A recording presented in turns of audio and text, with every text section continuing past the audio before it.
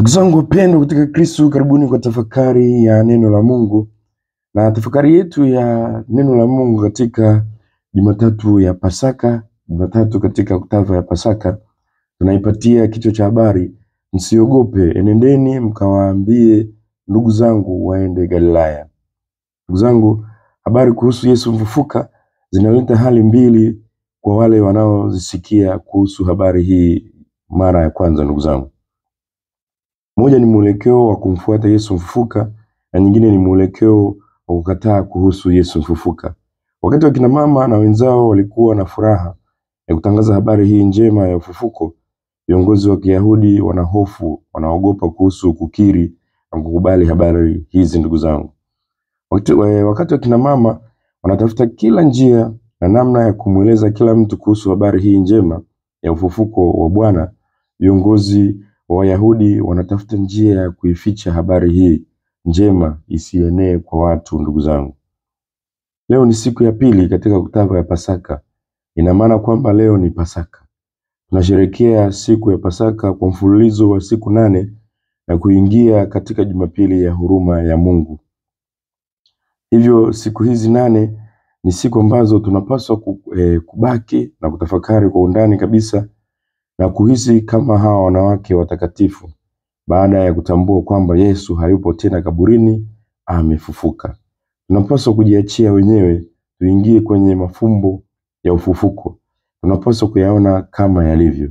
Tunapaswa tutazame zawadi hii ya Mungu na mshangao wa hakika wa ufufuko wa Bwana wetu Yesu Kristo. Yesu ameangamiza matokeo ya dhambi, aliangamiza kifo chenyewe. Ameshinda, ametoka kaburini mshindaji.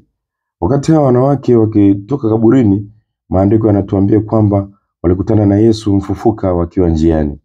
Na yanasema kwamba walimuona Yesu na walimkaribia na kuishika miguu yake na kumwabudu. Hili sio tendo dogo ndugu zangu la kumwabudu Yesu kwa upendo. Tendo hichi cha kumtukuza na kumwabudu Yesu kinaonyesha kwamba hawakuamini tu bali walimwabudu. Tunapaswa kufanya hivyo kama wao. Ndugu zangu, tutumie muda huu wa oktava ya Pasaka na kutafakari juu ya ufufuko na kuwa na muda juu ya kumnyenyekea Bwana wetu Yesu Kristo na kumwabudu katika Ekaristi Takatifu. Tujiachie wenyewe, tuje mbele ya Yesu uso kwa uso na kumwacha yeye mwenyewe abadilishe maisha yetu. Ndugu zangu, ukweli huwa hauzimwi, ukweli huwa haufichwi. Unaweza ukaficha kwa muda mfupi lakini utajulikana tu. Hawa wa viongozi wa Wayahudi wanajaribu kuificha habari njema lakini haiwezi kufichika. Ni kama vile kuficha moto katikati ya majani makavu, utawaka tu. Hata kwenye majani mabichi moshi utatokea tu.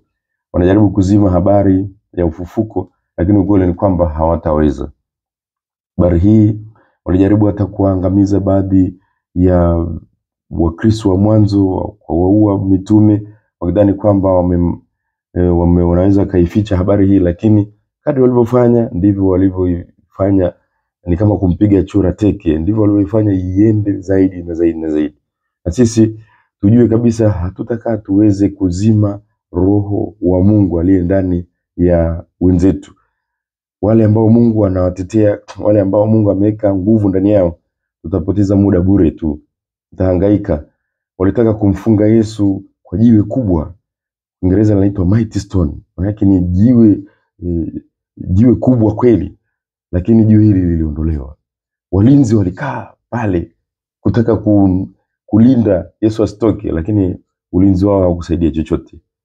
Ndivyo na sisi ndugu zangu itakavyokuwa. Tutatumia kila aina ya nguvu, tutumie kila aina ya utawala ili kuzima, kuua roho ya Mungu iliyo ndani ya wenzetu, vipaji, karama zilizoko ndani ya wenzetu. Hatutakaa tuweze.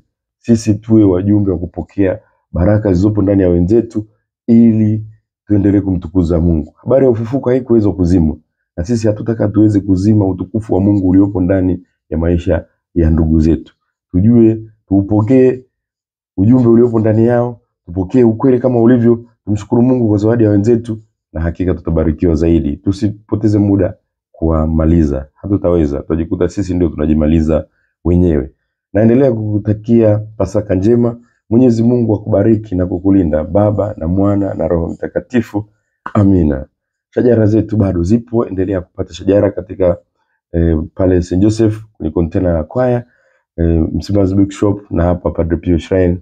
Ipatie shajara yako basi uendelee kupata sala mbalimbali zopo mwanzoni mwa shajara, lakini pia kuendelea kutafakari masomo kama yalivyotafakariwa katika hali ya kina kidogo. Kwa ndugu zangu, nakutakia yote mema, Mungu aendelee kukutunza. Bye.